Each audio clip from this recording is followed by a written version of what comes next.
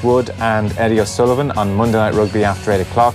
David Conn with us as well on the football show, Guardian journalist, talking about the European Super League proposals and the James McClean situation, which, not surprisingly, once again has cropped up. How many times does he have to explain himself? 53106, text number. We are at Off the Ball on Twitter. Richie McCormick is here in the studio. Hello. Hey, Joe. And Dan McDonald is here as well, from the Irish Independent, no less. Hi, Joe. How are things? You were at the Aviva Stadium yesterday. I was, yeah. Good crowd, actually. 30,000. Yeah, no, they did a bit of promotional work this year. So I think, you know, in terms of getting kids teams there and stuff like that. So you know, you slate the FAI enough. So I think, you know, you have to acknowledge that they've done something. I still think there's more to do. I still think you can aim for more. You can aim for higher. But it was decent, you know. And first time that these two teams in their 4 years running have produced the highest attendance they've had. Yeah. The first time since 2010 they've been north of 30. Yeah, it's funny. I saw someone put up like a comparison of the last sort of 10 years, or since the 36,000 in 2010, which was the first year, and the stadium was new then. It was a novelty and the tickets were really cheap. And it actually dropped to like 16,000, 17,000 at one point, which just shouldn't have happened, you know. But I think they've addressed that now, and I would hope sort of going forward, to use that horrible term, you know, it's something that will sort of remain the standard almost for the years ahead. Thoughts on the game itself? Yeah, I liked it. I thought it was better than the previous Dundalk Cork games. I'm not saying it was a classic, you know. I'm not saying it was sort of an epic game. I think that would be overstating it. But it was a decent game. You know, there was mistakes made, you know, but from sort of speaking to people who went to it, ultimately, you know, you want to be entertained, and I know people who went to it found it quite entertaining. There's a bit of a niggle there. There was some feisty challenges in there. There was incidents that happened, you know, like there was events and stories and moments of the game that you're able to sort of reflect upon. Yeah. So, you know, too often in recent years, maybe after the games, we've been sort of building up the words and stuff that was said afterwards, maybe rather than, and beforehand, maybe rather than the actual game itself. Whereas this time, I mean, actually, in a strange way, both teams probably come out of it with credit. Like Cork have been battered all season. You know, they were 10 points behind, but they actually showed that, you know, they can play at times. Yeah. And there's more sadness from their end because their team might break up maybe to some degree now. So it's almost like a last throw of the dice for them with that group of players. They're going to be a different side next year. Dundalk is going to be a very similar side next year and maybe a small bit better. So, but yeah, as a showpiece game, like again, you know, you end up talking about the League of Ireland. It's always a sense of you want people you want everyone to become fanatical about it or something. That's not the case. That's not like a realistic start point for growing interest. But you want the cup final to be a game at least that people tune in and watch and you know, showcase that there is talent in the league, and you would hope that it did that. The news round is brought to you this evening with Screwfix.ie, champion in the trade with a choice of over 20,000 quality trade products. Richie, you're starting with James McClean. Yeah, the 70,000th edition of Poppygate. James McClean has avoided serious punishment from the Football Association for calling certain fans uneducated cavemen. The Republic of Ireland winger was responding to abuse he received at the Bet365 stadium during his club Stoke's 0-0 draw with Middlesbrough on Saturday. McClean was targeted for his continued refusal to wear the poppy, a stance he's held for many years and won his current club backs. He's been warned about his choice of language this evening by the FA, but has avoided further punishment. Earlier today, McClean claimed the FA weren't addressing what he sees as the constant sectarian abuse that he receives from fans. On a related note, Manchester United's Nemanja Matic says he's opting to not wear the poppy as it reminds him of when Serbia was bombed when he was a child.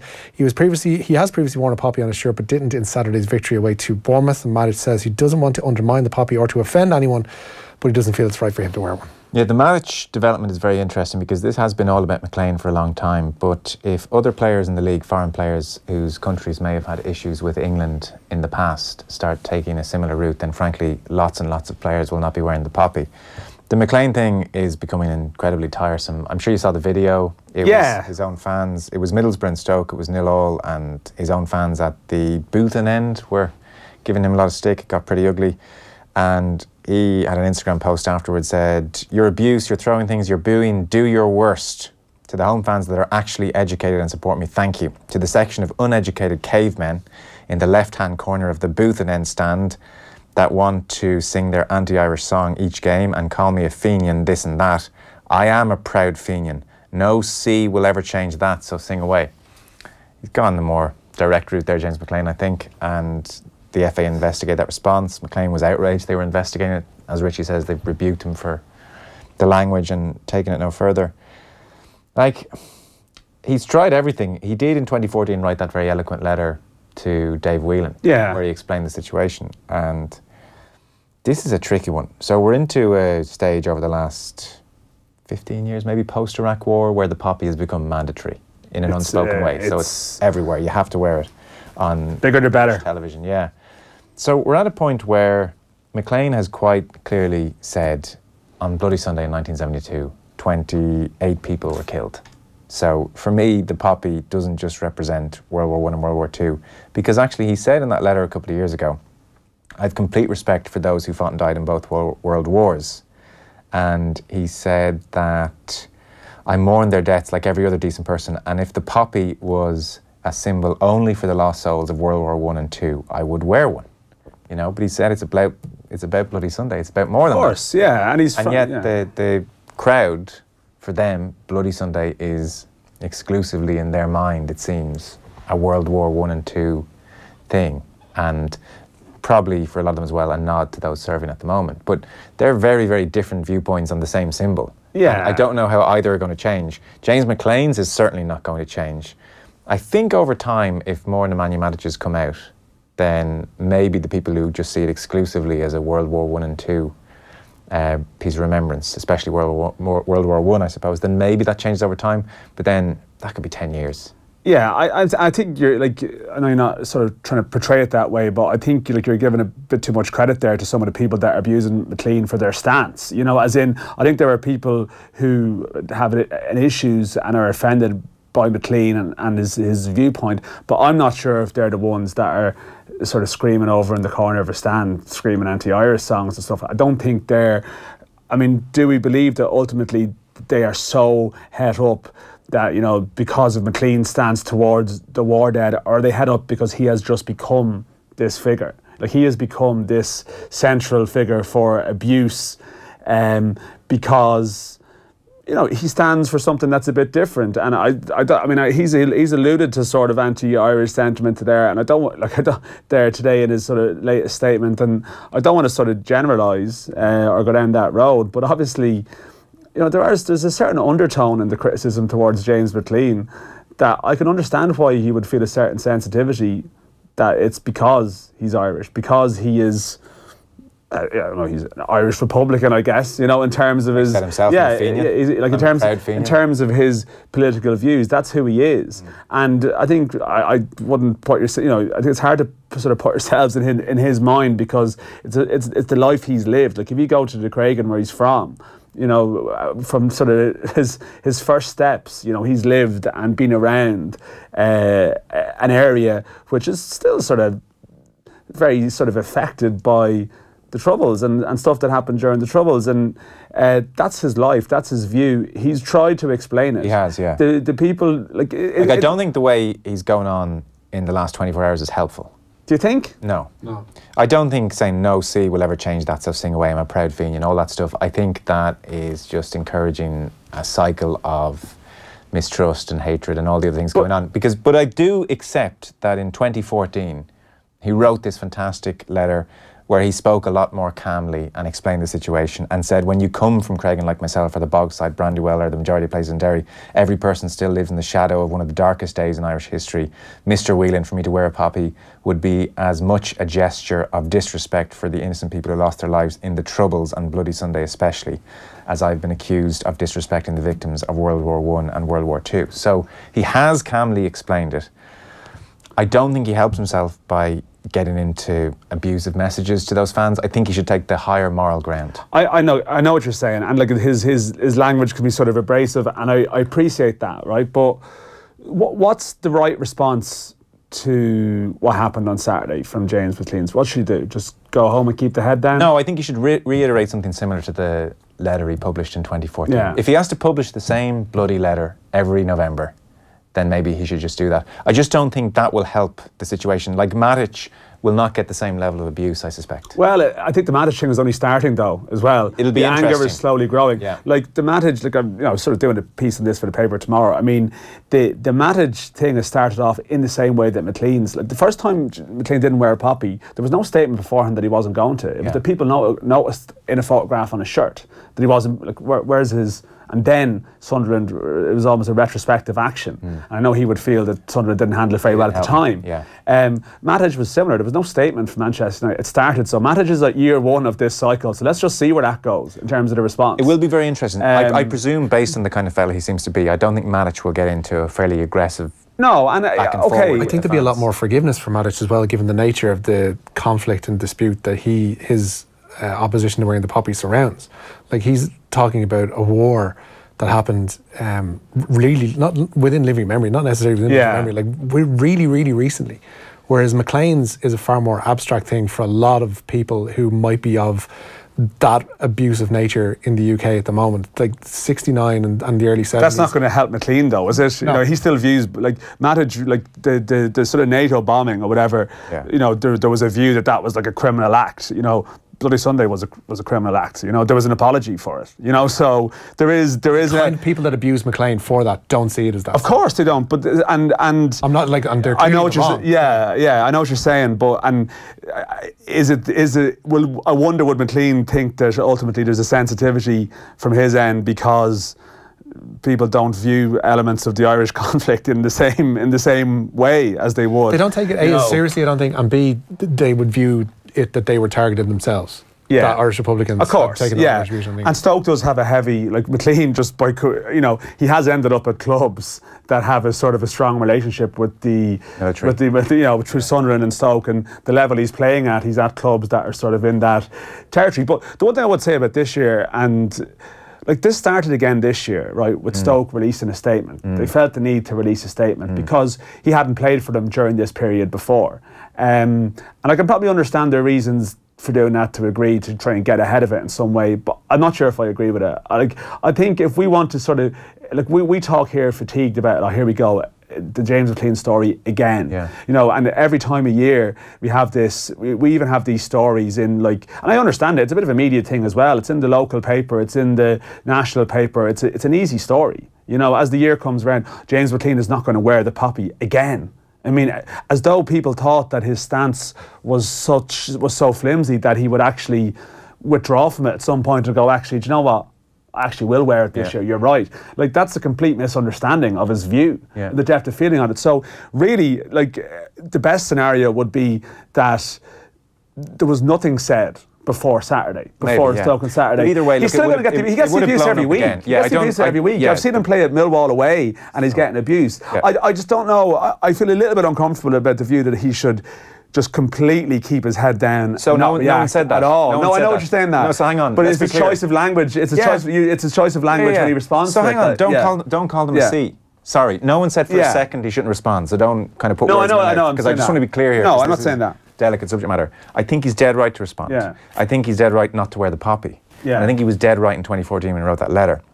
I don't think it helps too much if he's calling them C's in his Instagram posts. I think that's a heat of the moment thing. And he should rise above it and expose his very dignified stance with those idiots. That is what I'm saying, which is very different. He should not put his head in the sand. He should not hide away from it and say nothing. He should absolutely outline his position each and every time he wants to, but just don't invite more hatred or whatever. Look, the wider problem is not his. The wider problem is that it's become this compulsory, awful thing in English society. You can't do anything without wearing a bloody poppy. And they don't I mean, that is just, it's a nonsense. Like, it is a complete nonsense, and it is a very delicate subject matter, because clearly there's other players who have made the decision just to go along with it. And I don't think I'm taking a leap there to say there's probably a lot of people who would agree with James McClean's stance, but they just think that it's not worth the hassle. And he has made a decision, and he is a hot-headed character. We know that. Like, his natural response is to sort of fight fire with fire to a degree, and I can see why there's a view that would be unhelpful. But I guess I'm just trying to think from his perspective that if you are receiving, if he's received a couple of death threats, and he's receiving, regardless of what he did in 2014, he's still like this figure for this every week, everywhere he goes, booed by his own fans, that there's a sort of I can see why there's a natural frustration there that he lashes out. I'm not saying you're not saying that that's not natural either. But this one over the weekend, it's all so unnecessary, you know. But where does it lead to? Like, where does this go? Like, he's 29, you know, are we saying that, well, then what needs to happen now is maybe he just needs to play his football somewhere else? But then what's that a victory for? You know? Yeah. I think he's stuck with it for the next few years, unfortunately. He just has to decide, how am I going to handle it? And I think he could really emerge in 5, 6, 7 years if he handles it by taking a cooler stance, better stance, to compare the idiots on Saturday with how he handles himself over the next number of years. Yeah. Dignified, thoughtful, open to explaining the situation as many times as you want to ask him about it, rather than feverishly writing a note on your phone and then publishing it to Instagram is probably I accept that point as well. But I don't know. I just think someone should grab his phone off him when he comes in off a Saturday for just a few hours and just say, do you know what? These are idiots. You know, just don't lower yourself to that level of discourse, because it's not an actual conversation. No, I know, and we have been here before with that, you know, and that is his personality as much as everything else, you know. It's such a really sort of tiring story. No, it's grim. You know, it is a grim story, and like, I don't think anyone's. Are people's opinions really changing on this? Like, if people have a trenchant view on this topic, then it's very unlikely that it's going to change. So it remains this way. I mean, once the Premier League made the decision to sort of, well, we need to put the poppies on these shirts and this is the way forward, and the Football League did, we've got ourselves into this cycle that if they withdrew from that, it's disrespectful to the dead, to our grandfathers and great-grandfathers, and it all kicks off. We'll talk about it. David Kahn actually will be on the football show. He'll touch on this as well. I think he's fairly horrified at what's going on as well on James McClean's behalf. Richie, where are you going next? A fun time for all at the John Smiths tonight's show. The bottom two in the Premier League going head-to-head, with Huddersfield up against Fulham. A win for the visitors would see them climb out of the bottom three, and kick-off is at 8 o'clock. Chris Henry today became the 7th Ulster player to retire inside the past 6 months. The former Arnold flanker says he's quitting in the interest of his own well-being and that of his family as well. Henry was in his testimonial season with Ulster this year and had made what is now the last of his 184 appearances against the Scarlets in a winning effort back in September. The 34-year-old had battled back to action, having suffered a mini stroke in 2014. Liverpool have left Xherdan Shaqiri out of their squad for tomorrow's Champions League trip to Red Star Belgrade. The Swiss international, born in Kosovo, a state Serbia refuses to recognise. Shaqiri courted controversy while making the winged eagle celebration after scoring against Serbia at last summer's World Cup, and Liverpool manager Jurgen Klopp says Shaqiri's been left at home to avoid distractions. Meanwhile, Irish goalkeeper Caoimhín Kelleher has been included in the travelling party to Belgrade. Klopp this evening was asked about the decision to omit Shaqiri.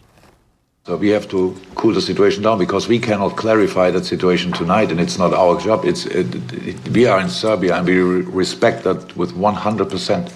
And I know it's not sad, that's the world, how it is. Politics has always influence on life.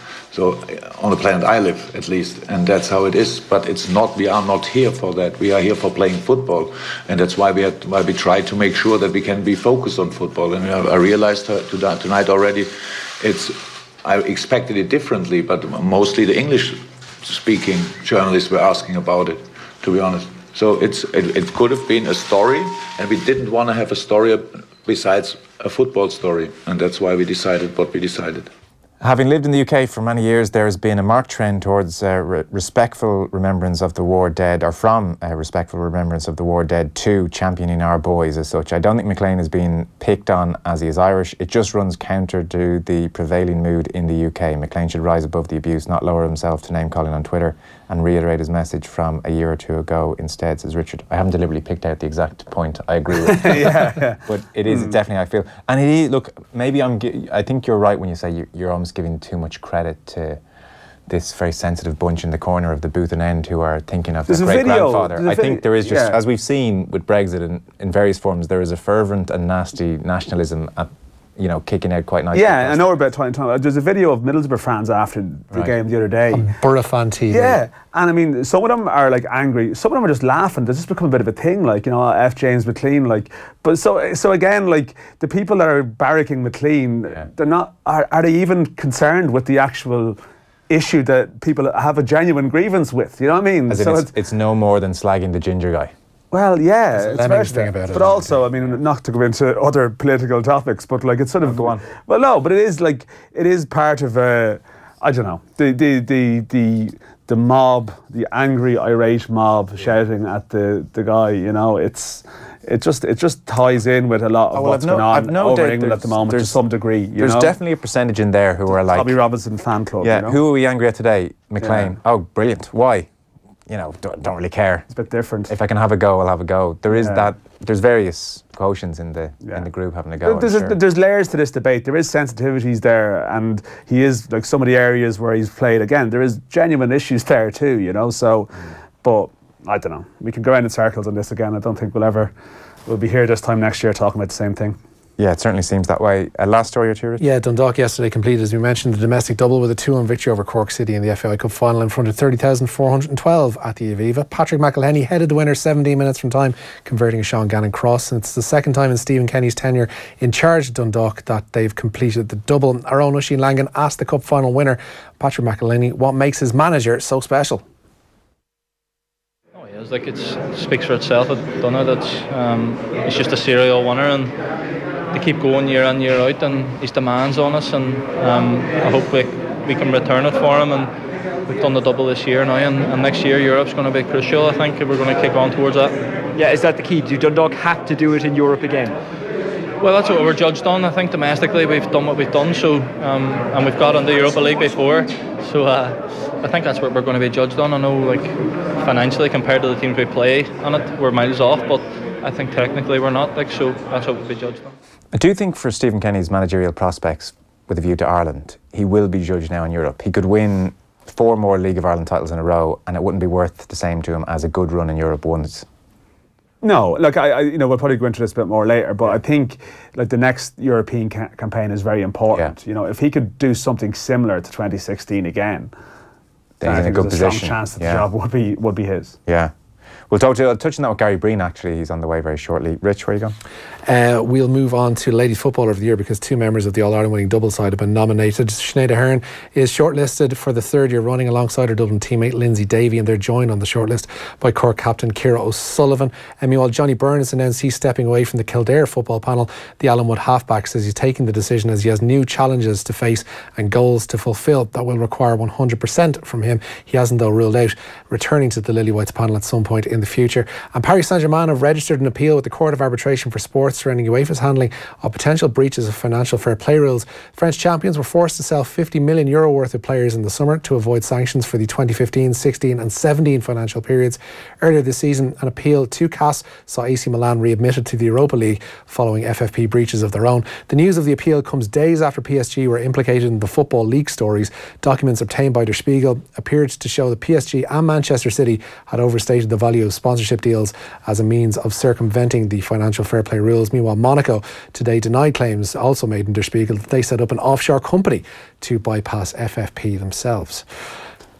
That's us done for our news round this evening. Thanks, Richie. Off the Ball and McSport.ie, meanwhile, are trying to get you fit for Christmas. McSport.ie, Ireland's largest supplier of sports and fitness equipment. Over 7,000 products covering over 60 different sports and fitness categories, including rowing machines, spin bikes, power racks and weight benches. Every night this week, we're giving you the chance to win a €100 gift card, and you'll also go into our end of week draw to win a €1,000 gift card. To enter, just identify our mystery voice who reckons not much effort goes into putting an Off the Ball show together. Easy, nice work. Text your name and answer it's hard to disagree, really. Bumdosha. Text your name and answer to 53106 for 30 cents, and we'll announce the winner at the end of the show. All with thanks to McSport.ie. Visit their showroom in the Sandyford Industrial Estate in Dublin, or shop online at McSport.ie. Gary Breen is next.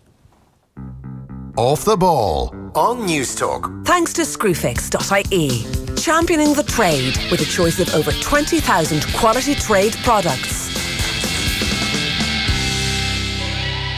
Down to business. We're back on the road with our brand new roadshow, Your Town, Your Main Street. It's coming to